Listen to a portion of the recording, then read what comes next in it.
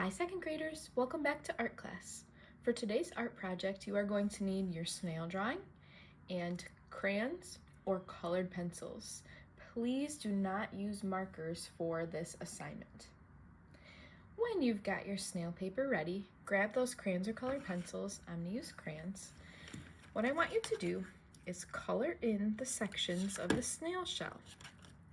Now you'll notice that since we wrote our name in the shell, and our letters touch the top and the bottom of all the lines going around, we've basically created a lot of little spaces inside of this shell.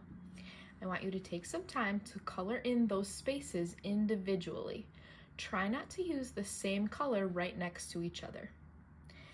Please do not color the whole thing the same color.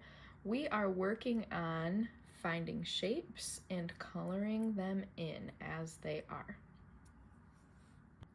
Please take your time coloring this in. In the art room, we say no Swiss cheese coloring. This means that I don't want your coloring to have any white space in the middle. If I take this orange crayon and I color this space like this, I call that Swiss cheese coloring. I refer to it as Swiss cheese because Swiss cheese has holes in it, and I don't want your coloring to have any holes in it. Take your time and color in this whole shell nicely.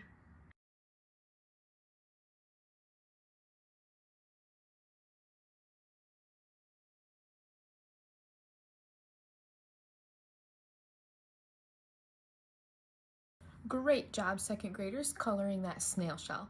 If you take a good look at mine, you will see that I used a bunch of different colors. I filled all those spaces in differently, and I didn't use two colors that were the same right next to each other. This gives it a beautiful colored effect. Well, second graders, you did a great job on these snails. Please make sure that you take a picture of your final product and upload it to Seesaw for me. I can't wait to start a new project with you next week. See you then.